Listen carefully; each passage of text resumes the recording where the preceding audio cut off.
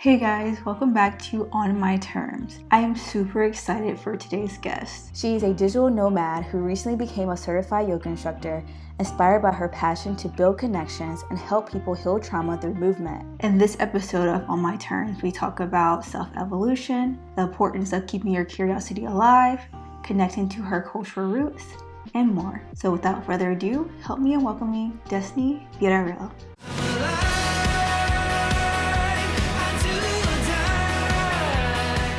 So let's jump right in. Thank you for joining me. My first question is, from my understanding, you moved from California to Mexico. And so I want to know how this came to be. Okay, so that's not what happened.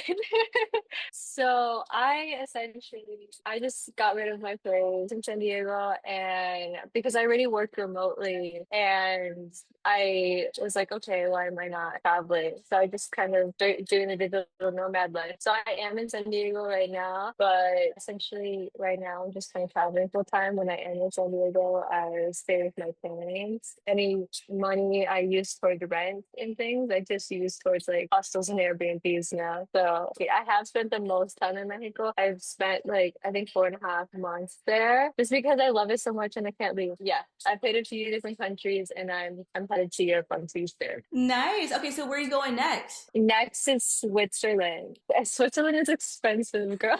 I learned that real quick.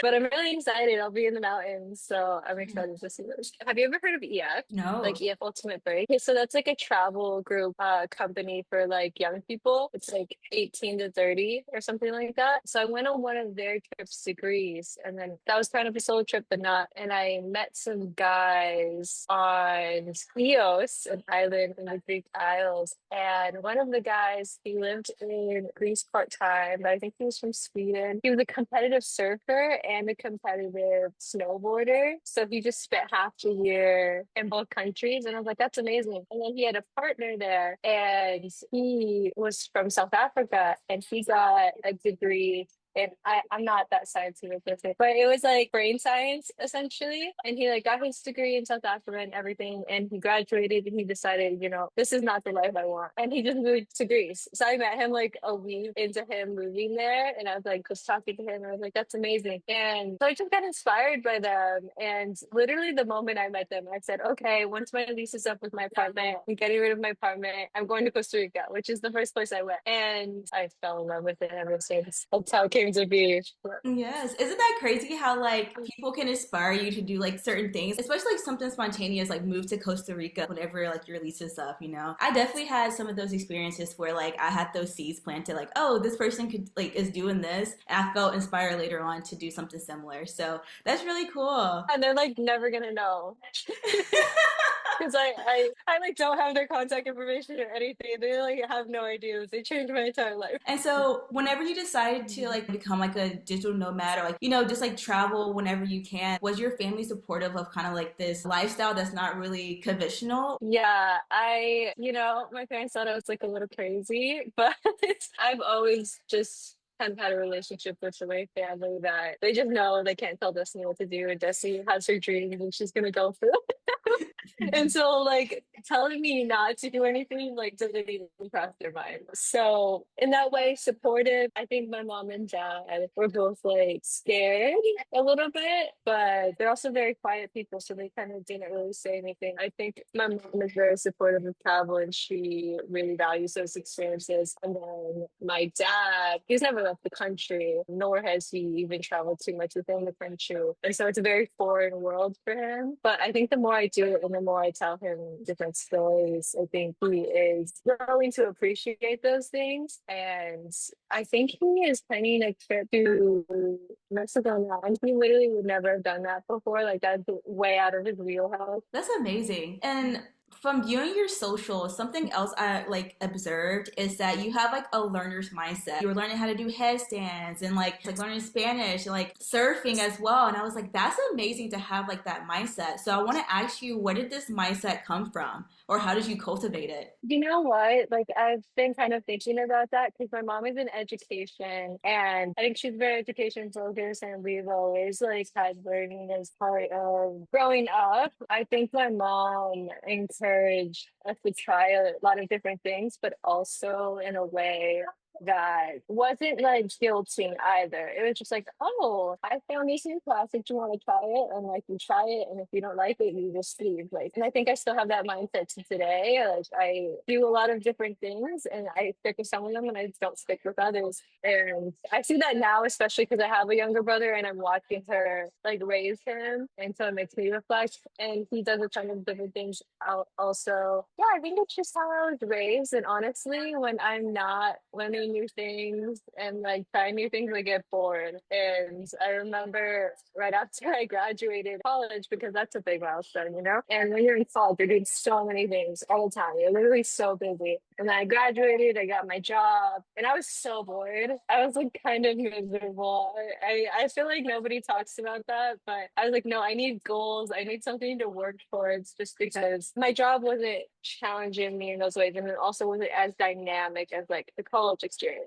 So yeah, I just started on goals and I found that I was a lot happier. And then I started traveling. And I think those combinations have just made me like 100 times happier, really. I like that you mentioned that as well, especially like when you graduated college and you said like you noticed the difference between when we're in college, you're doing so many things back to back to back. But like when you enter adulthood, people kind of lose that motivation to learn new things, like explore their curiosities. So I really like how you kept that going after college, entering adulthood, even when you had a job as well, because not a lot of people do that. And so you just mentioned your yoga teacher training, and I wanted to touch on that as well. What role did yoga play into your journey with traveling, like deciding what to do next and exploring your curiosities? So, like, how did it influence your journey so far? Yoga is very meaningful for me. So I have kind of like an emphasis within yoga. So the training I took was a trauma informed training. So essentially when I'm teaching, I want to help people like move through their traumas through yoga as well. So it's a little bit different than like traditional yoga. Like they have different aims. Like traditional yoga is all about like self-realization and like reaching, you know, samahati and things like that. And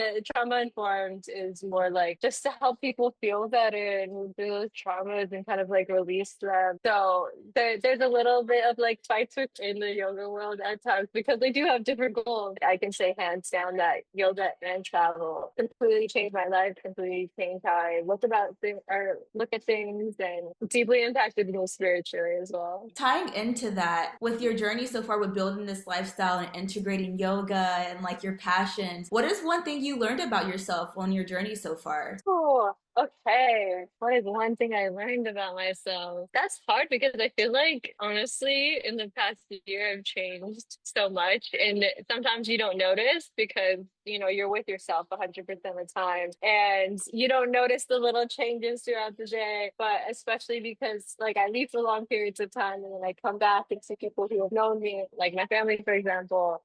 Like they notice like the big changes because I'm not noticing every step, but my, you know, people outside of me notice the incline, so to speak. And I guess one thing I learned about myself is, I guess this is a little bit obvious, but I needed a lot more adventure than I would have thought before. Not that my life was boring before, but I just kind of stuck to my same hobbies and I was relatively happy with that. But when I have like the adventures built in, I'm literally so much happier. So I'm a very adventurous person.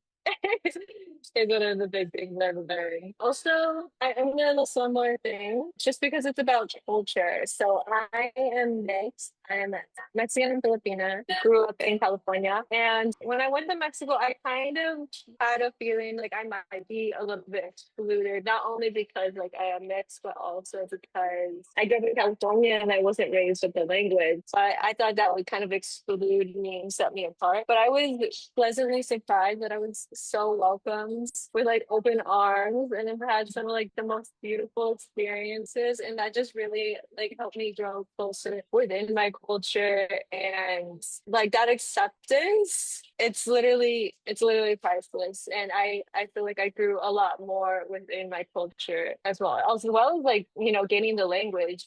Gaining a new language is literally like a rebirth. Yes. It's really hard to describe, but it's a rebirth. I can relate to that because right now I'm in Spain, and so I'm learning the language as well as I'm living here because I've been here since September. Oh, it's a learning curve for sure, but it's Oh, hopefully I'll see you. yes, hopefully yes. We have to plan something, but yeah, so it's definitely been like an interesting journey with learning the language, So next I want to ask you. So the series is called On My Terms because it features individuals who are creating and living a life on their terms. And so I want to ask you, for life to feel and look authentic to you, what terms are required? Freedom. I'm learning freedom is huge for me. If I don't have freedom, I literally go crazy. Just because I feel like we're all brought onto this earth and we all have our individual journeys. So yeah, freedom, exploration, kindness. I can't tolerate anybody who doesn't have like kindness in their heart. Approaching the world and myself in that way as well. I think those are my big things. Okay, so now we're moving on to a segment I'm calling I'm Just Curious. It's just rapid fire questions. So the first question is, what has been your favorite thing about Mexico? I have to go with the cheesy answer and say the people. People are just so kind. I can just go walk on the street and like if I'm gonna need something, if I'm gonna need directions, if I'm gonna need a ride, if I'm gonna need guidance, I know it's just gonna come to me. I know somebody is going to be willing to help me in that way. If I need a friend, if I want to talk to somebody, like somebody's always willing to talk to you as well. So yeah, the people. Okay, the next one is, what is your favorite type of yoga? Ooh, I love many different types of yoga for different reasons.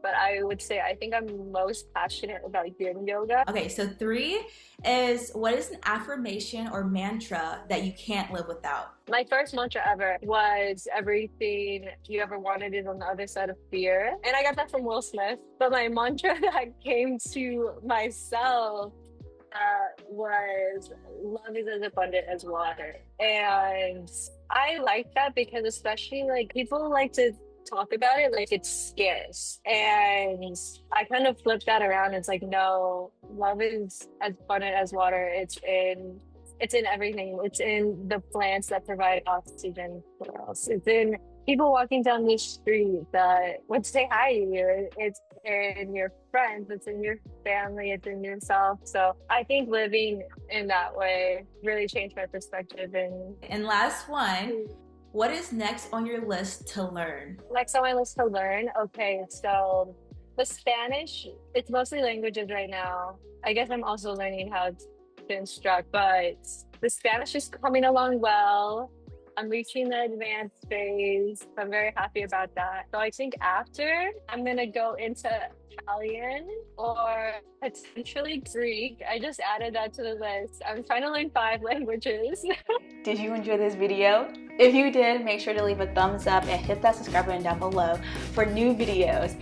And I want to know in the comments what terms are required for you for life to feel and look authentic to you. Okay, see you in the next episode. Bye.